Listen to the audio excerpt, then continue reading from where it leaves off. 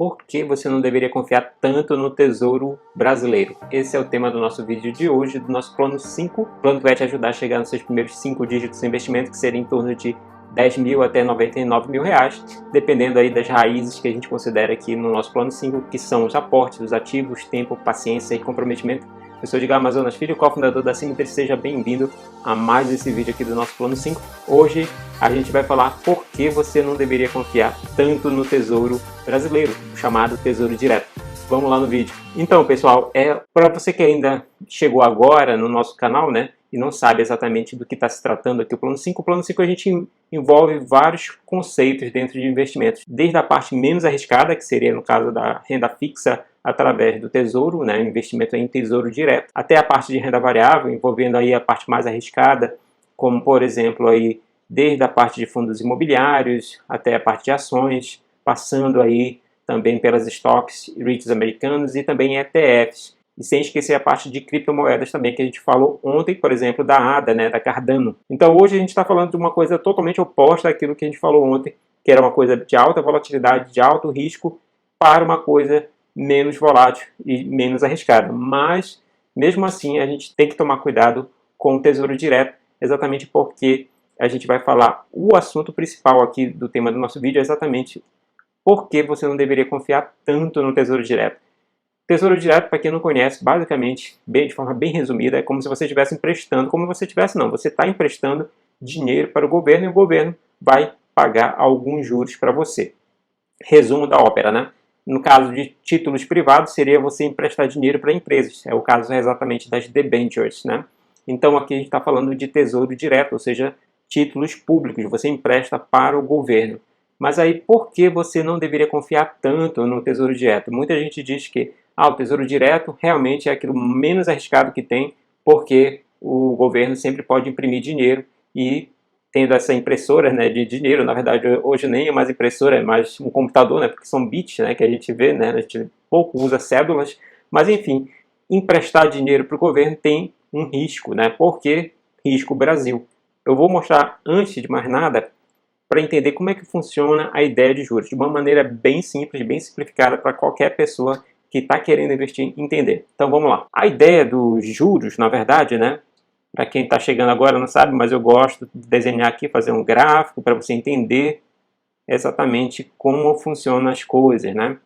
Então aqui no eixo de baixo, né, o X, a gente vai colocar o tempo, e aqui no eixo Y, a gente vai colocar a porcentagem, né? Essa porcentagem ela representa exatamente quanto de juros que aquela pessoa ou aquela instituição vai te pagar dependendo do tempo que ficar com aquele dinheiro seu emprestado, né? Aquele seu principal, né? Que a gente chama o principal. A gente empresta alguma coisa, ele vai ficar com aquele principal e vai pagando juros para você.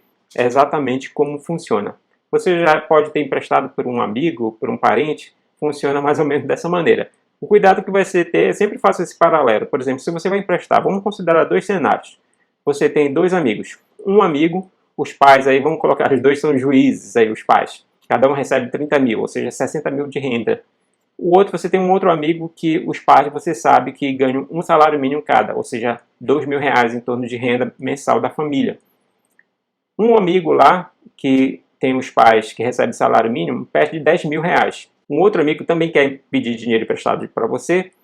O ideal seria não emprestar para nenhum, né? Eu estou colocando um cenário ideal aqui, um cenário hipotético. Mas esse amigo aí que tem os pais que recebe cada um 30 mil, 60 mil reais de renda, também quer emprestar os mesmos 10 mil reais. A pergunta é, você vai cobrar o mesmo juro para esses dois amigos? Essa é a primeira pergunta, tá? Segunda pergunta, agora eu vou colocar o mesmo cenário de pais, né? Cada um recebendo lá 60 mil reais, ou seja, são dois amigos filhos de juízes, cada um recebe aí 60 mil reais de renda familiar, né? E aí, esses dois amigos, um pede para você emprestado aí os mesmos 10 mil reais por 5 anos. O outro pede dinheiro emprestado por 3 meses, esses mesmos 10 mil reais. Você vai tratar os juros da mesma forma, tanto para um quanto para o outro? Essa que é a pergunta que fica também. São duas perguntas, né? Uma relacionada à confiança daquele seu amigo em devolver aquele seu dinheiro. O outro é relacionado ao tempo que aquele dinheiro vai ficar emprestado para o seu amigo. Ou seja, você vai dar aquele principal de 10 mil reais e a pessoa vai te dar uns juros. E aí vai depender da sua avaliação, para quem você está emprestando e o tempo que aquela pessoa vai ficar emprestando. Então o resumo da história seria mais ou menos o seguinte: dependendo do tempo aqui, quanto mais curto o tempo curto aqui, menor vai ser os juros. De repente, no curtíssimo, seria algo bem próximo do zero. Poderia colocar aqui o curtíssimo, né? Bem próximo de zero, apenas um pouquinho aqui, né? Um juros bem baixo. Vamos supor que o seu amigo vai devolver daqui a um mês, daqui a 3 meses. Aí você pode cobrar um juros bem pequeno, né? Um prazo mais curto, sei lá, 1 a 5 anos. Aí já aumenta os juros, né? E aí começa já a dificultar o negócio, né? Vamos colocar no prazo intermediário. Nesse prazo intermediário, sei lá, 5 a 10 anos, os juros aumentam. E por fim, em um prazo maior ainda, né? Prazo longo. Nesse prazo longo aí, seria mais do que 10 anos, certo? Então, como resultante aqui, a gente tem o que a gente chama de yield curve, do termo em inglês. Mesma coisa do dividend yield, né, que você já ouviu falar, né? E o yield nada mais é que esse retorno aí que vai ser fornecido aí em termos de juros, né? Isso a gente chama de yield curve, termo em inglês. Então ela vai ter mais ou menos, se tudo estiver normal, né? Isso aqui pode ter um outro tipo de comportamento que não esse aqui certinho, né? Que seria uma curva nesse sentido, tá? Tem estudos aí em termos, pessoal de economia, né? Que eles vão estudar exatamente essa curva, né? Dependendo do comportamento de curva aqui, ela poderia estar indicando alguma coisa com relação ao mercado, tá? Não é isso que a gente vai tratar hoje.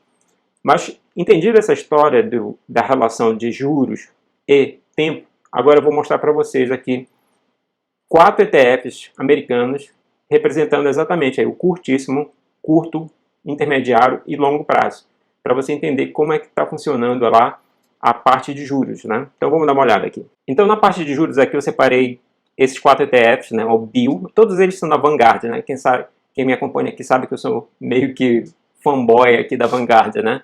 A Vanguard ela tem característica muito interessante de cobrar aí nos seus ETFs uma taxa de administração bem pequena, né? Por isso que eu gosto de ficar falando aí do Vanguard por causa disso. Mas enfim, aqui no caso, desculpa, eu falei da Vanguard, mas o BIL não é da Vanguard, tá? É da SPDR, tá? Porque fui na onda aqui BIL, né? BSV e tal, mas não é. O BIL é da SPDR. Corrigindo. Aqui eu coloquei o yield dele, né? De 0%, né?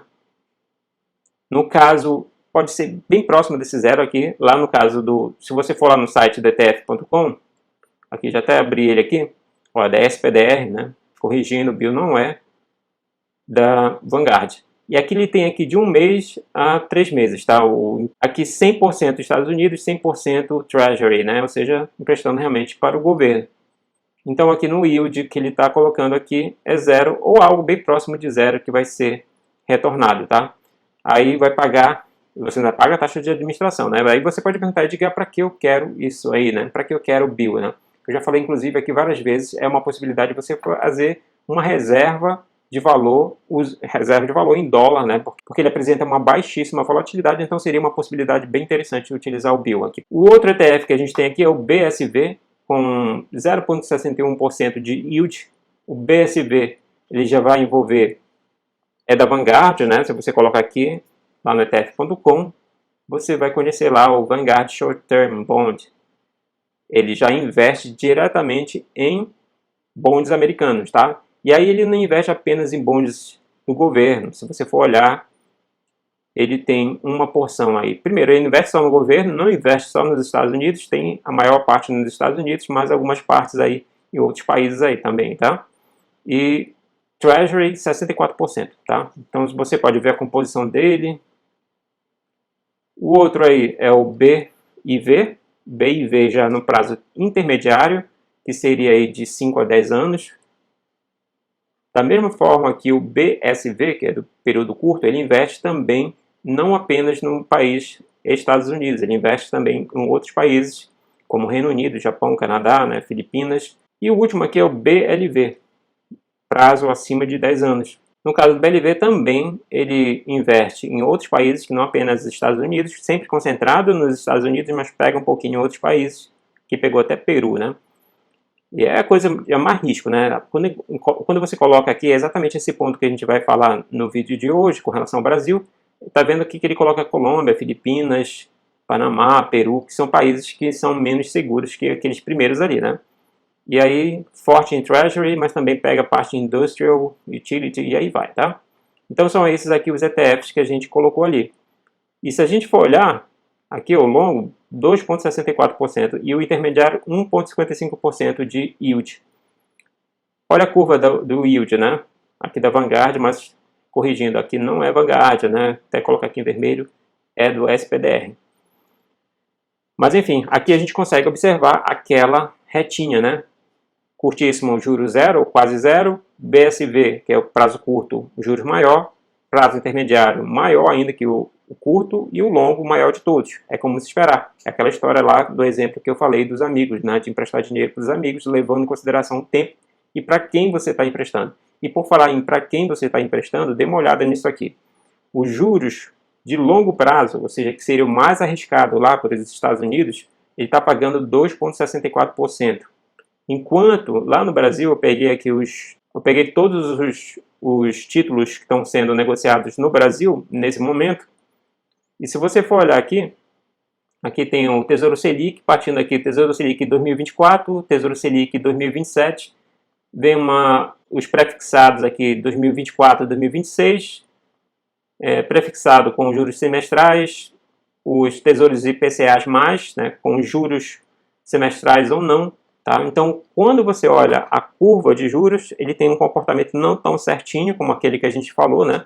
E o outro detalhe que eu poderia dizer que é o detalhe mais importante. O menor juros que você tem aqui, que é do Tesouro Selic, né, que está em torno aqui de 5,43%, que eu peguei exatamente isso aqui. Ó. Se você for olhar a taxa lá, eu peguei exatamente isso daqui, né? Tesouro Selic, ele paga a Selic, que está em torno de 5,25 no momento desse vídeo, até um valorzinho a mais, né? Se você for olhar, para ver aqui quanto a mais, colocar aqui 5,43, né? 5,43 dividido por... Como o prazo aqui, Tesouro Selic 2024 aqui, seria o prazo intermediário, né? De 1 a 5 anos. Vou dividir aqui, para ser bem honesto, no prazo intermediário, por 1,55. Ele está pagando 3,5 a mais, 3 vezes e meia a mais do que o próprio ETF aqui de prazo intermediário nos Estados Unidos. A gente poderia, sendo bem direto, é como se fosse mais de 3 vezes mais arriscado investir no Brasil do que aqui nesses bondes intermediários que compõem não só os Estados Unidos, né, mas alguns outros países, mas países tops ali, mas a principal parte lá nos Estados Unidos. Então é por isso que eu falei logo na chamada desse vídeo, porque você não deveria confiar tanto no Tesouro Direto Brasileiro, porque envolve risco, né? Ele está pagando mais aqui, por exemplo, aqui está pagando 11%, né, nos juros mais longos, por uma razão. Ele paga mais porque ele é mais arriscado. É aquele seu amigo que tem menos dinheiro, né? É aquele exemplo que eu falei anteriormente. Então tome cuidado com relação a isso. Não invista somente no Brasil. Não considere investir só no Brasil. Não é porque você é brasileiro, não, vou investir só no Brasil. Não tem por que fazer isso. É isso que a gente faz aqui no nosso Plano 5, entender as coisas para você correr menos risco, tá? É isso, pessoal. O vídeo de hoje é para abrir os olhos aí para vocês. Espero que vocês tenham gostado. Se você gostou, não esqueça de deixar o like. Compartilha com seu amigo que também quer construir, amigo ou amiga que quer construir o Plano 5 dele ou dela. Também não esqueça de se inscrever no nosso canal e ativar as notificações. Abraço e até amanhã.